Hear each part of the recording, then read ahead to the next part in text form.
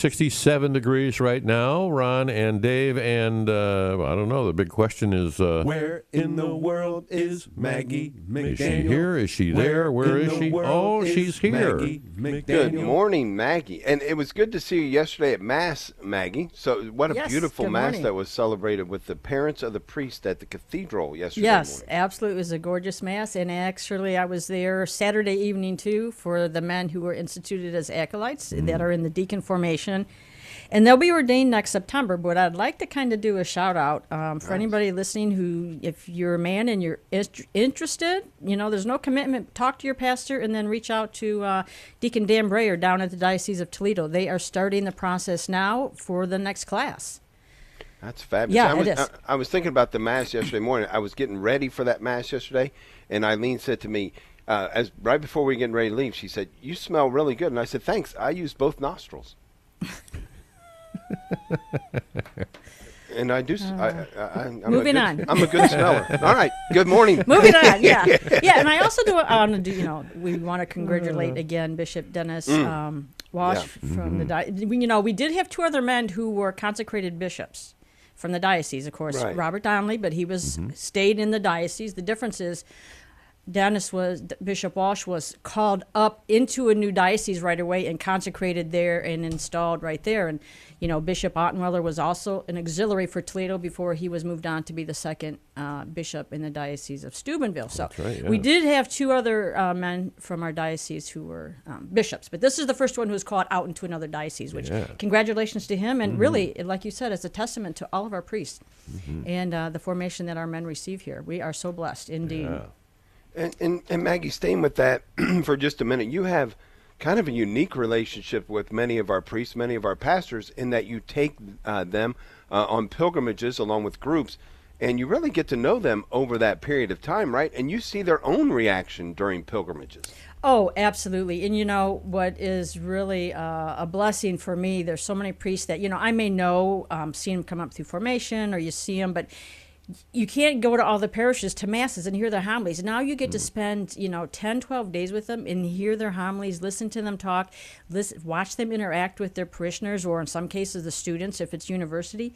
And I am just blown away at just the love for the Lord that they have, the love for their people that they have, the knowledge that they have. You cannot be stupid and be a priest. I mean, you are so well educated. It's just amazing what these men have possessed as far as knowledge and wisdom, but also love, charity, mercy, compassion. They're just wonderful. Well, and when you talk about the formation process, both for priests and for deacons, that I got to believe is one of the things that make a man take pause. I don't think I'm smart enough for this. I don't think I'm good enough for this. But the process they go through and the training they receive really forms them well. Right. And you don't have to be a genius. No, and the thing is, too, is like none of us are worthy of anything that we do and serve the Lord. But the Lord, He doesn't call the wealthy or the rich or whatever, the knowledgeable. He calls you. All He wants is the best from you. Give me your best. I will do the rest. And you just have to trust that the Holy Spirit will work through you. And being the wife of a deacon, I mean, I watch my husband and what he does. It's not just serving at Mass or helping out at Mass or doing some baptisms. The work, the charitable work, the dedication and the sacrifice they all make so much more. Most people never see, one, what the priest does or the deacon outside of Mass. So it is a commitment, but boy, I tell you, what they do for the people of God is tremendous. So thank you, all of you deacons and priests and bishops out there. We love you.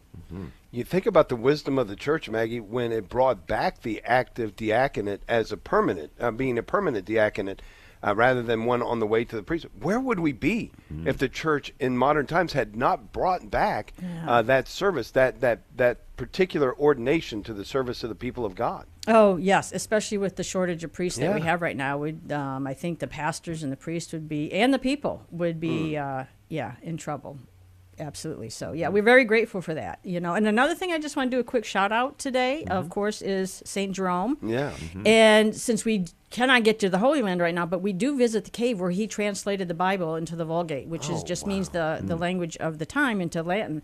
And it's actually, he wanted to be as close as he could to the Nativity So the cave is actually underneath the Church of St. Catherine, which is the Catholic church, which is right next to the Church of the Nativity.